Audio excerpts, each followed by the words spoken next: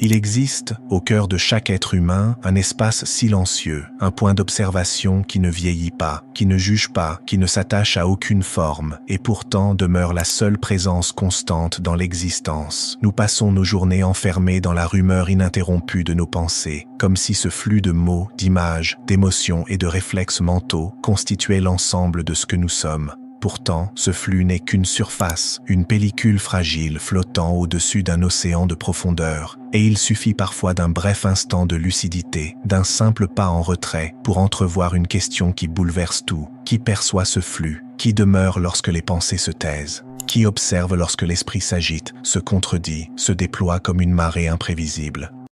Cette question n'appartient pas seulement aux traditions mystiques ou aux philosophies anciennes. Elle ne dépend pas non plus de dogmes, de croyances ou de pratiques codifiées. Elle est, en un sens, l'une des interrogations les plus simples et les plus universelles, mais aussi l'une des plus oubliées. Car reconnaître la présence de cet observateur silencieux revient à déplacer l'axe de toute notre réalité. C'est comme s'éveiller dans un monde que l'on croyait connaître et soudain découvrir qu'il n'était qu'un reflet, qu'un jeu de lumière projeté sur un voile mouvant. Lorsque vous prenez conscience qu'il y a en vous une présence qui ne se confond pas avec le chaos mental, la réalité entière semble se réorganiser autour de cette découverte. Ce n'est pas une explosion violente, mais plutôt un éclair silencieux, une illumination intime, comme si un rideau se soulevait et révélait ce qui avait toujours été là, immobile et pourtant vivant. Les pensées continuent d'apparaître, de disparaître, de se chevaucher les unes les autres, mais soudain elles n'ont plus le même pouvoir. Elles deviennent des objets perçus, des formes passagères flottant dans une lumière qui n'est plus leur prison, mais leur espace d'apparition. C'est à ce moment que l'on comprend que la vie intérieure n'est pas une lutte constante contre soi-même, ni un labyrinthe dont on cherche la sortie à tâtons. C'est un théâtre, parfois dramatique, parfois comique, parfois tragique. Mais ce théâtre n'est pas vous. Vous êtes celui qui regarde la scène, celui qui tient la lampe, celui qui peut à la fois plonger dans le jeu ou s'en retirer. Vous êtes la clarté qui rend l'expérience possible, non l'expérience elle-même. Et c'est ici que la réalité commence véritablement à se déployer sous un angle nouveau. Car lorsque l'on cesse de se prendre pour les pensées qui nous traversent, le monde extérieur change de texture. Les certitudes rigides se dissolvent. Les limites que nous croyions infranchissables deviennent des frontières malléables. Les émotions qui semblaient insurmontables se révèlent être des vagues portées par un océan beaucoup plus vaste. Même le temps se transforme. Il n'est plus cette ligne inexorable qui nous entraîne, mais un mouvement perceptible, un déroulement devant la présence immobile qui observe. Imaginez un instant que vous marchiez dans une pièce plongée dans la pénombre depuis votre naissance. Vous avez appris à reconnaître les contours par le toucher, à deviner les distances par l'habitude, à vous déplacer presque par instinct. Et puis un jour, quelqu'un allume une lampe.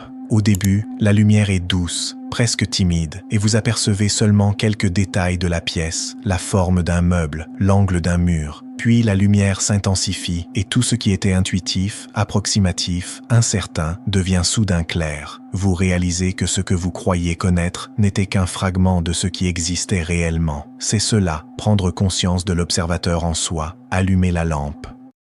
Ce qui se passe ensuite n'a rien d'abstrait ni de mystique au sens ésotérique du terme. C'est une transformation concrète, presque palpable, de la manière dont on perçoit la vie. Les gestes les plus simples, respirer, marcher, écouter, ressentir, deviennent des portes vers une dimension plus vaste de soi. L'attention n'est plus dispersée par les pensées, elle se pose sur l'expérience elle-même, sur la vibration de l'instant présent, sur la qualité intime de ce qui est perçu. Et plus cette attention se stabilise dans l'observation plutôt que dans la réaction, plus la réalité intérieure devient fluide, ouverte, presque illimitée. Cette introduction n'est qu'une première immersion dans ce déplacement radical, cette réorientation subtile mais puissante qui se produit lorsqu'on s'interroge non pas sur ce que l'on pense, mais sur qui observe la pensée. Dans ce simple basculement, un monde entier se révèle, un monde dans lequel la conscience n'est pas prisonnière de ses contenus, mais l'espace même dans lequel ces contenus apparaissent. Lorsque l'on commence à explorer la question de l'observateur intérieur, on entre dans une zone subtile où les concepts ne sont pas simplement des idées, mais des tremblements dans la structure même de la perception. Nous ne parlons plus ici de croyances spirituelles ou de théories abstraites, mais d'une expérience intime, presque tactile, qui redéfinit la façon dont nous comprenons notre place dans le monde. C'est pourquoi les thèmes fondamentaux qui émergent autour de cette exploration ne sont pas des dogmes, mais des directions, des axes, des courants qui guident la conscience vers une compréhension plus vaste d'elle-même. Le premier de ces courants est celui de la distinction entre le contenu de l'esprit et l'espace qui le contient. Pendant des années, des décennies parfois, nous vivons dans la conviction silencieuse que nous sommes nos pensées. Nous nous définissons par elles, nous nous battons contre elles, nous les répétons, nous les croyons, nous les craignons. Elles deviennent une sorte de narration continue qui semble posséder son propre élan, son propre ton, ses propres habitudes. Et pourtant, si l'on regarde attentivement, toutes ces pensées, même les plus lourdes, surgissent dans un espace qui ne leur appartient pas, un espace qui reste intact, quelle que soit l'intensité de ce qui le traverse. Comprendre cela n'est pas anodin. Cela signifie que, derrière chaque agitation, chaque jugement, chaque scénario intérieur, il existe une clarté qui ne peut être altérée par aucun des contenus qu'elle éclaire. Ce thème nous conduit naturellement vers un second, celui de l'illusion de la centralité du « je ». Nous vivons plongés dans la conviction que le « moi » est un noyau solide, un centre fixe qui observe le monde depuis sa petite fenêtre intérieure. Mais lorsque l'on regarde de près, ce « je » n'est qu'une construction mentale, une superposition de souvenirs, d'attentes, de sensations, de préférences, de protection et de récits. Un masque que l'on porte depuis l'enfance et dont on finit par oublier qu'il n'est qu'un masque.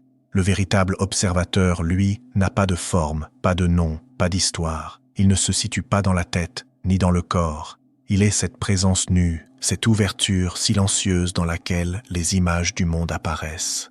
Cette réalisation peut être déstabilisante, mais elle est aussi profondément libératrice. Car si le « moi » est un rôle plutôt qu'une essence, alors rien de ce que l'on pense être figé ne l'est réellement. Les habitudes peuvent être désapprises, les blessures peuvent perdre leur poids, les limites peuvent se dissoudre. L'identité cesse d'être un carcan pour devenir un véhicule, changeant, souple, malléable. L'observateur, lui, ne change jamais. C'est cette permanence lumineuse qui donne sa cohérence à l'expérience.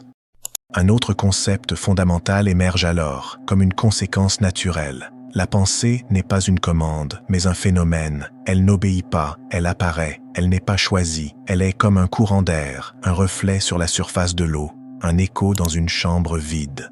Lorsque l'on cesse de croire que l'on doit contrôler ce flux ou s'identifier à lui, la pensée devient plus légère, elle perd son autorité, elle devient un mouvement parmi d'autres, comme une sensation, comme un son, comme une vibration dans le corps. Et ce constat ouvre un champ plus vaste encore. Si la pensée n'est qu'un phénomène perceptible, alors l'observateur est plus large que la pensée, plus large que l'esprit, plus large même que l'expérience ordinaire du temps. À ce stade, un autre thème se révèle. L'observateur n'est pas un objet que l'on peut saisir, mais une présence que l'on peut reconnaître. Ce n'est pas quelque chose que l'on peut décrire comme on décrirait un paysage ou un souvenir. C'est plutôt la racine même de toute perception, le point d'origine qui permet au monde d'être vu. On ne peut pas se tourner vers lui comme on se tourne vers un objet, parce qu'il est celui qui regarde. Ainsi, l'exploration du qui ne mène pas à une entité, mais à une dissolution des couches, un dépouillement, une clarté qui s'approfondit à mesure qu'on la laisse être ce qu'elle est. De ce dépouillement naît un thème transversal, presque poétique, celui de la vacuité comme plénitude. Lorsque l'on réalise que l'observateur n'a pas de forme, on pourrait croire à un vide, à une absence.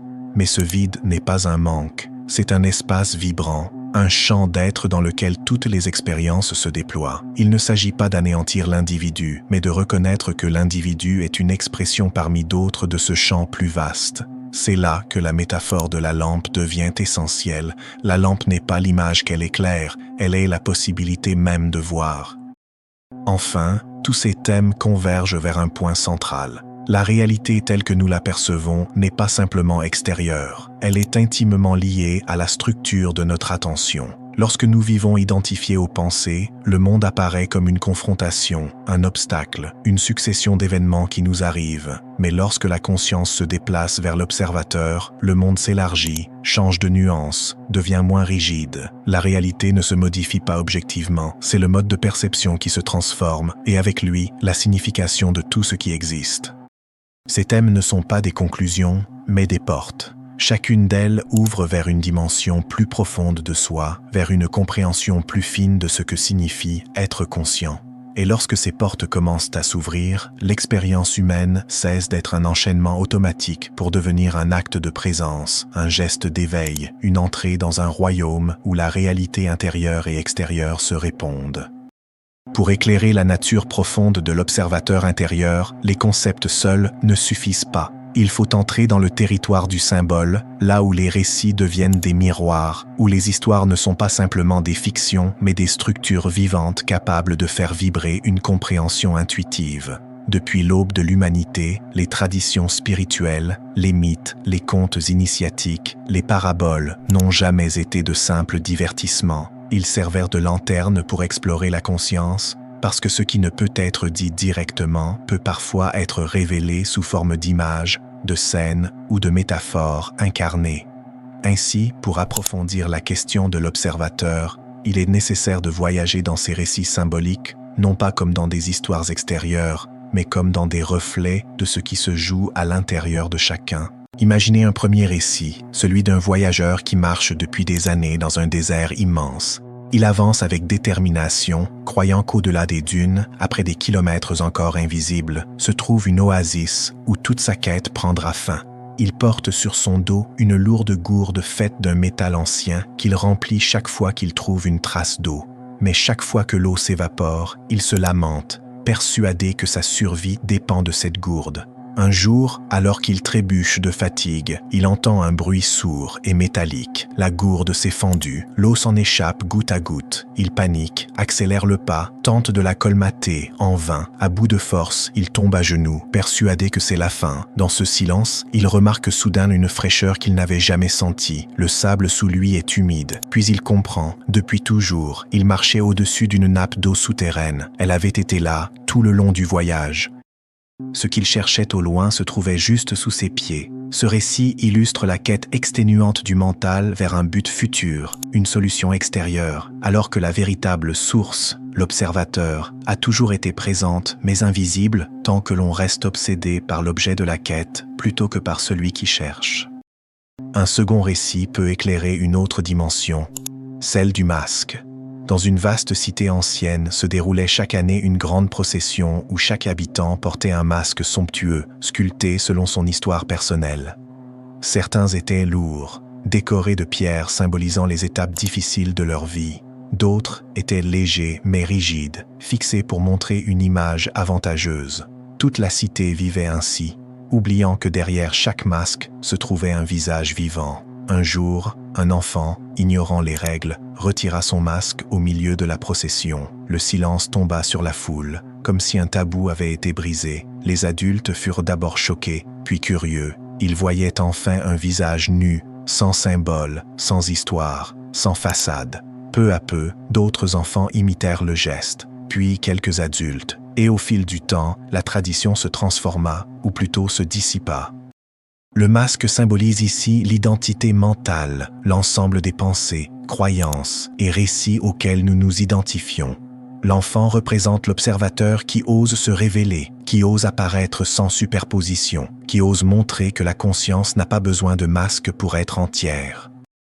Un troisième récit, plus intime, peut éclairer une autre dimension de l'observateur, celle du silence. Imaginez un musicien qui consacre toute sa vie à composer la mélodie parfaite. Il accumule les partitions, les essais, les improvisations, mais aucune ne lui semble accomplie, car chacune porte en elle une agitation, une tension, une volonté de perfectionner ce qui est déjà là. Un jour, épuisé par cette quête incessante, il s'assoit et dépose son instrument. Il ferme les yeux. Dans ce silence, il entend quelque chose qu'il n'avait jamais perçu auparavant. Non une mélodie composée, mais une présence subtile, un espace sonore sous-jacent, un silence vibrant qui enveloppe tout. Il comprend alors que la musique n'est pas seulement dans les notes, mais dans l'espace qui les porte. Le musicien découvre ce que découvre celui qui observe ses pensées. La conscience n'est pas faite de pensées, mais du silence dans lequel elle résonne. Le silence n'est pas le vide, il est la matrice, la condition première de toute apparition. Chaque récit ouvre une porte différente. Le désert montre que la source se trouve ici et maintenant, non dans la projection mentale. Le masque montre que l'identité n'est qu'un costume temporaire, non l'essence de l'être. Le musicien montre que le silence intérieur n'est pas l'absence de vie, mais sa fondation.